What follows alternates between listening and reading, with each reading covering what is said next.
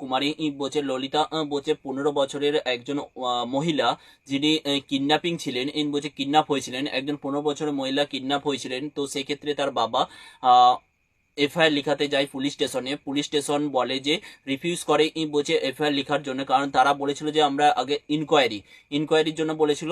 বলছে সেক্ষেত্রে রিফিউজ করে এফআইআর। তো সেক্ষেত্রে তার বাবা তো ফাইল বলছে ফাইল হচ্ছে সুপ্রিম কোর্ট, ও হচ্ছে মুভ দ্য কেস বলছে সুপ্রিম কোর্টে ফাইল হচ্ছে ফর আর্টিকেল 21 অ্যান্ড হচ্ছে 14 এর আন্ডারে the PIL public interest litigation file করেছিলেন। এবং সেখানে সেখানে বলেছিলেন যে দ্য ম্যান্ডেটারি ফর হচ্ছে FIR registers, mandatory for register FIR for cognizables cases ক্ষেত্রে বলছে গাইডলাইন দিয়েছিল যে কগনিজেবল কেসেস ক্ষেত্রে এফআইআর রেজিস্টার মাস্ট। অ্যান্ড হচ্ছে কোন ক্ষেত্রে বলছে মানে এফআইআর খুব তাড়াতাড়ি রেজিস্টার করা যাবে না, সেক্ষেত্রে হচ্ছে ম্যাট্রিমোনিয়াল ডিসপিউট আর হচ্ছে ম্যাট্রিমোনিয়াল ডিসপিউট আর হচ্ছে মেডিকেল নেগলিজেন্সি, এইসব ক্ষেত্রে বলছে একটা ইনকোয়ারি করা দরকার। কিন্তু বলছে যখনই কগনিজেবল কেসের ক্ষেত্রে ফার্স্টে হচ্ছে এফআইআর আগে রেজিস্টার করতে হবে, ইজ এ কোর্ট ওর বলেছেন। এবং যে ক্ষেত্রে বলছে তার বাবা ফাইল করে, কিন্তু সুপ্রিম কোর্ট এটাই রায় দেয়, বলছে FIR register is the mandatory.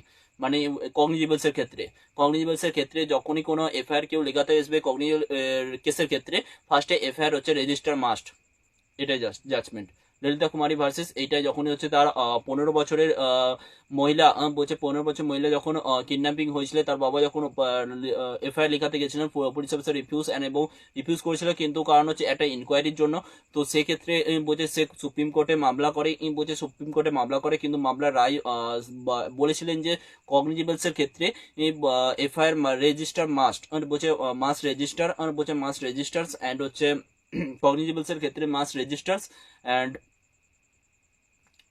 কোনগুলোর ক্ষেত্রে এনকোয়ারি হবে সেটা হচ্ছে